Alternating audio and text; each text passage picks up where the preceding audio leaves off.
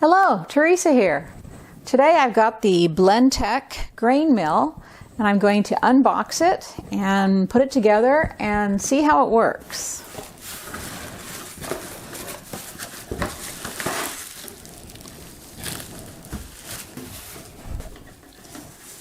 I had one of these grain mills for several years, and when I moved, at one point I had to give it away because I couldn't move everything.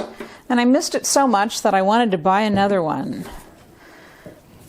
Now this grain mill doesn't do the coarser grains, the meals and the cracked grains. It does flour.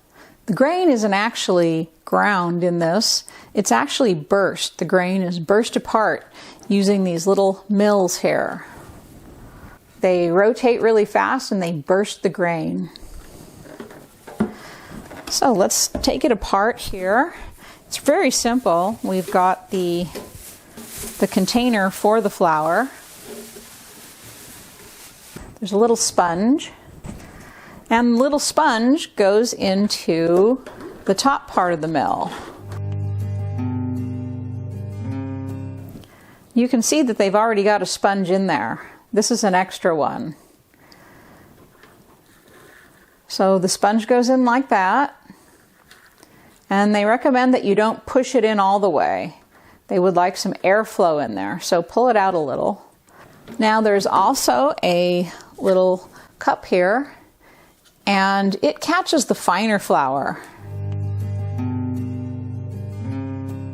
You put it on like this. The grain goes into this hopper here. You fill the top, it goes into the hopper. It is burst right here in this area, and then the finer powdery part goes up into this cup, and the rest of it falls right into this container like this. So that's what the whole thing's like. We'll plug it in and we'll grind some grain. First, I'm going to wash the bottom container. It looks really nice and clean, but I'm just going to make sure. It might have some factory residue from machining or from when it was popped out of the plastic machine. So I'm going to go ahead really quick and wash this. So here we are back again. I'm going to dry this out really good. Don't want any moisture in with my flour. This container here will hold about 60 ounces or 1,700 grams, 1.7 kilos of flour. So make sure that these tabs on the side go click, and then you plug in your grinder. This is for the variable grind. This one here is for normal flour, and it goes all the way up to pastry flour. However, as you do a finer flour, it is more difficult for the mill to grind it, and it'll take longer. So put it to the dot wherever the mill seems to work the easiest, and you have the flour that you like. If the mill is laboring, put it to a larger dot.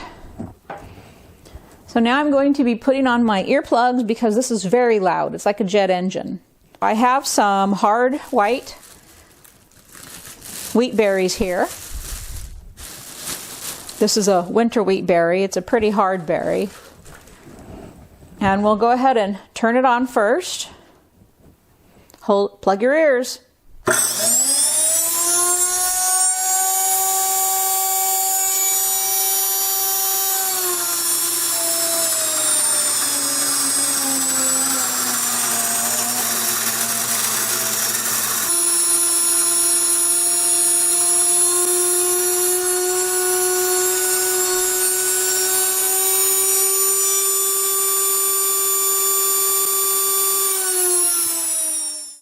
So now we have our flour. Let's see what our flour looks like.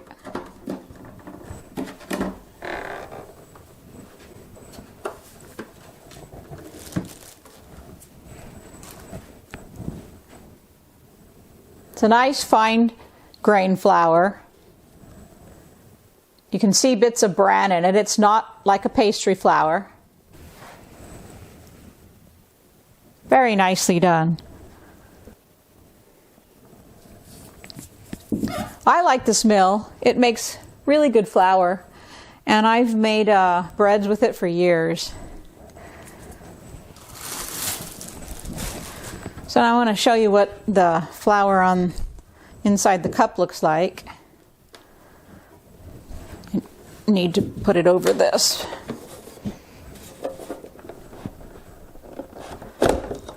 This is more like a pastry flour. There's not very much in it. If you were to grind a lot, you would have more in there. But it's very, very, very fine, like a dust. So then I take my flour that I've ground and I pack it in a container. And then I go make bread. Nice freshly ground whole wheat flour. That easy and that quick.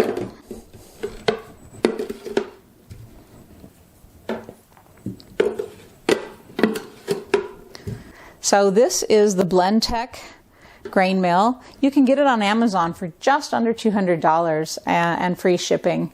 So if you're interested in this grain mill, that's where you would find it. And I'll have links below in the description for you to be able to go find it on Amazon.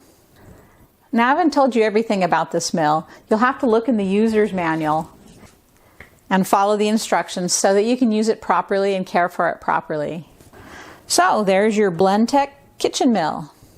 Like everything, it has its drawbacks. Some other mills might have other features that you prefer more. This particular mill only makes flour. It doesn't make the coarser meals or the cracked grains. But I really like it for flour. It makes really great flour. See you next time. Bye-bye.